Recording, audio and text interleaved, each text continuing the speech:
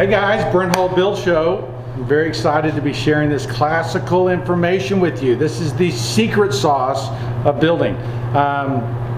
And over the coming weeks and months, we're going to be diving into the classical system, the traditional way of building and how it works, okay?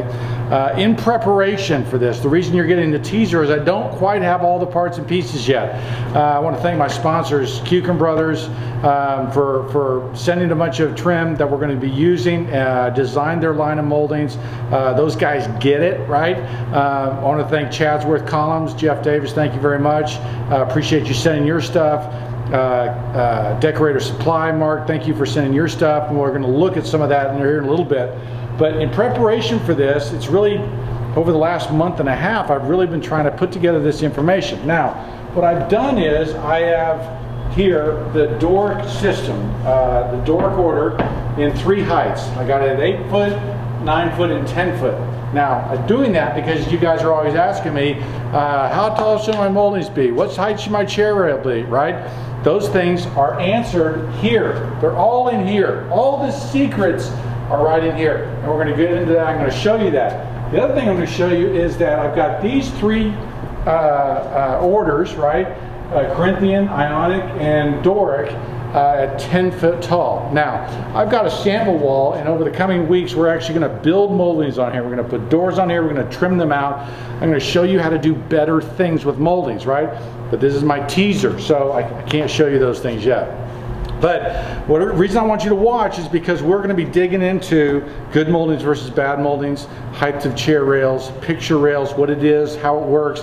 We're going to be looking at this system very closely and analyzing what's happening here. For instance, you'll notice that, I got to do it on this short one because I'm not tall enough, that the neck of the column, okay, is lined up with the beam. This is one of those things that too many people screw up, and if there's one thing I can, well, 2 things that can take place and can happen here over the next coming weeks and months, is that you would stop putting your column underneath the beam, right?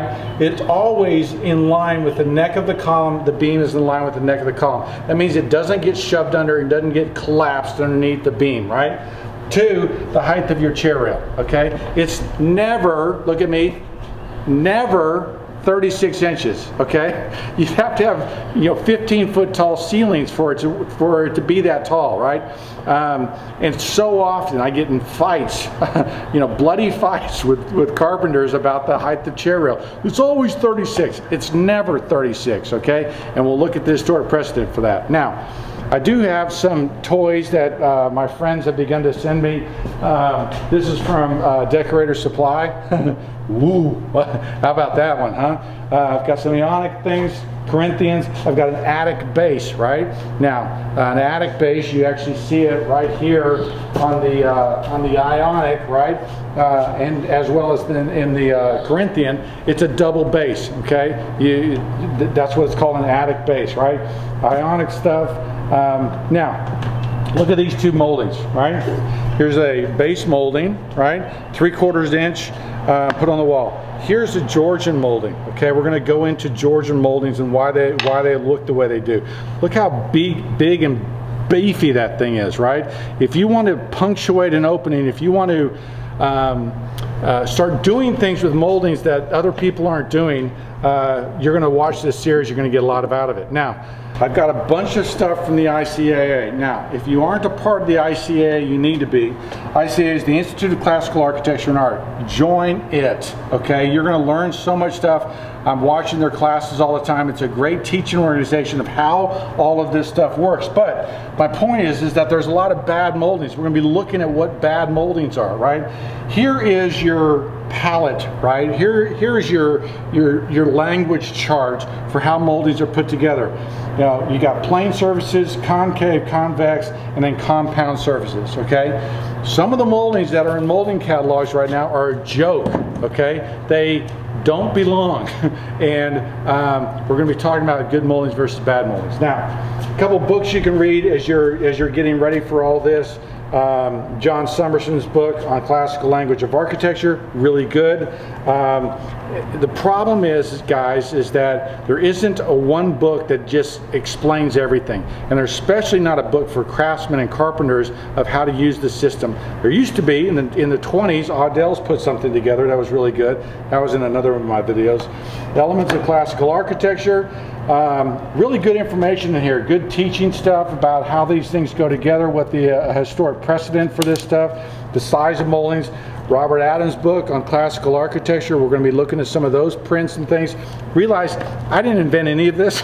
I have been a learner trying to figure out how these rooms go together as a craftsman. Okay, Thomas Gordon Smith's book on classical architecture, another great book. But this isn't the Brent Hull rules. This is the Greeks and Romans who invented it, and they perfected this system that we're going to be looking at. We're going to be studying. So, next few weeks we're going to be going through the classical system. We're going to study how it works in a room, paneled walls, entablatures. We're going to dig into all that, and then we're going to go on a hike through American architectural history, Georgian, Federal, Greek Revival, Victorian, Arts and Crafts, Period Revival, all those different molding styles. And we're going to put moldings together in each of those rooms so that you can understand it, so you recognize it, and so you can reproduce it. Follow me on Instagram, Hull Millwork Hull Homes on Facebook. This is going to be a great, fun time. We're going to learn a lot. Looking forward to having you with me. See you next time.